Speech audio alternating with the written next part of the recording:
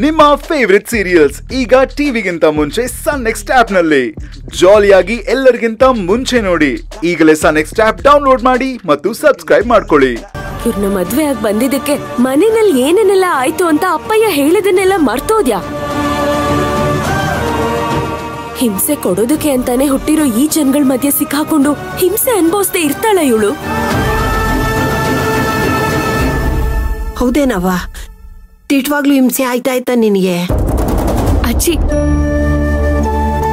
ಮನೆ ಕೆಲ್ಸಕ್ಕೆ ಅಂತ ಬಂದ್ ಹುಡುಗಿಗೆ ತಾಳಿ ಕಟ್ತಾರೆ ಅನ್ನೋದು ದೊಡ್ಡ ಹಿಂಸೆ ಅಲ್ವಾ?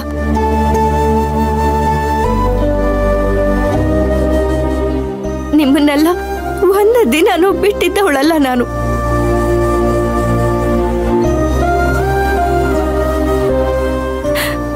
ಅಂಥದ್ರಲ್ಲಿ ಇಷ್ಟು ದಿನ ಬಿಟ್ಟಿದ್ದೀನಿ ಅಂದ್ರೆ ಅದ್ ಹಿಂಸೆ ಅಲ್ವಾ?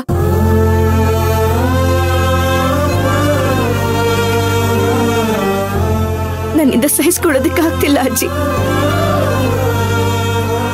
ಒಂದೊಂದು ಕ್ಷಣನೂ ಉಸಿರು ಕಟ್ಟಾಗ್ತಿದೆ.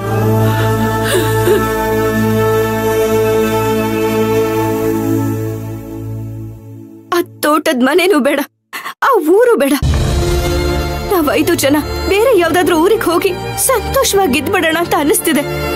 ಹಂಗನ್ಬೇಡ ಕಡವ, ದೊಡ್ಡ ಯಜಮಾನ್ರಿ ಹೇಳದ್ನ ಮರ್ತ್ಬಿಟ್ಟ. ಅಥವಾ ನಿವಾರ ವಸಿ ಹೇಳಿ.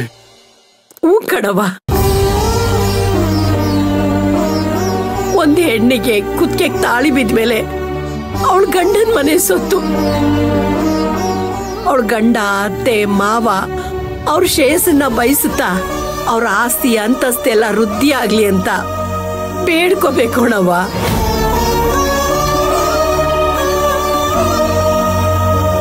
ಅದ್ಬಿಟ್ಟು ನೀ ಬಿಟ್ಟು ಬಂದಿರೋ ತವ್ರ ಮನೆ ಬಗ್ಗೆ ಯೋಚನೆ ಮಾಡ್ಬೇಡ ಕಣವ್ವ.